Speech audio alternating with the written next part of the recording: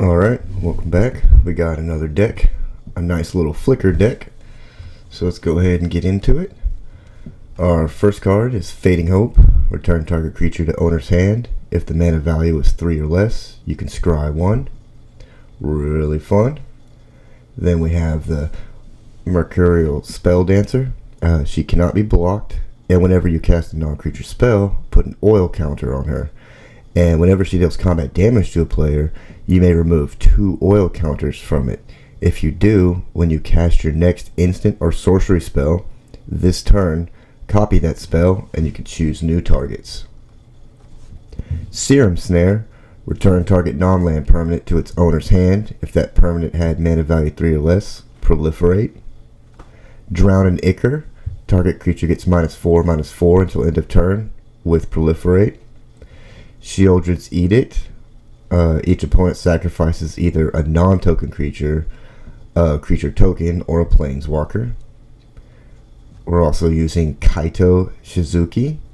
I mainly use him for the draw ability, but if you can get his -7, his ultimate off, then the deck will really start getting crazy.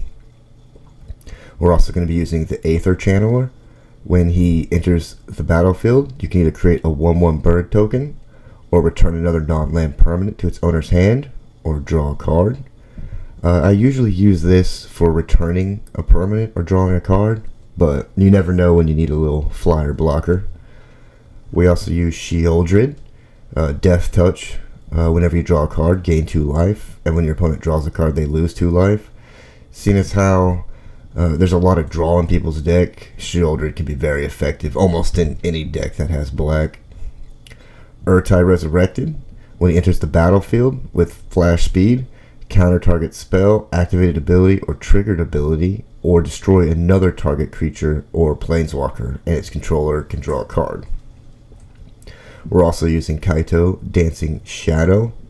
His +1 up to 1 target creature can't block or attack until your next turn is really good for control, but I mainly use him for the draw. So basically it just comes down to situation, whatever you need more. The Golden Argosy.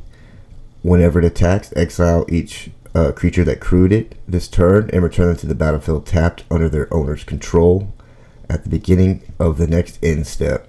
This is how we get most of the flash to pop off. We're also using Kotose, the Silent Spider. When she enters the battlefield, exile target card other than a basic land card from an opponent's graveyard. Search that player's graveyard, hand, and library for any number of those cards with the same name and exile them. Then that player shuffles. For as long as you control Kotose, you may play one of the exiled cards, and you may spend mana as though it were mana of any color to cast it. And lastly, we're using Arcane Proxy.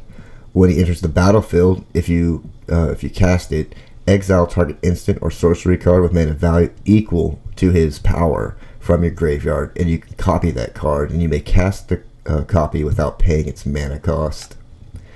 So basically what we're trying to do is use the Golden Argosy and trying our best to make Kotose and Aether Channeler really pop off, or even with the Arcane Proxy. So if you need extra things like the Serum Snare, the Drown and Ichor, you can make him.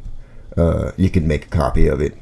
But the Mercurial Spelldancer becomes really good with all the proliferates, so she's going to get a lot of oil counters, so you're going to be able to double up on spells before you even get them into the graveyard. So basically, if the play line's right, you can play the Drowned Ichor 1 time, but make 3 copies of it. For lands, we're just using basic dual lands, though a case can be made to throw in Otawara or Takanuma, whatever you choose. But I had a really fun time playing this deck. Highly recommend checking it out. I hope you guys enjoy the gameplay, and as always, I'll catch you in the next one.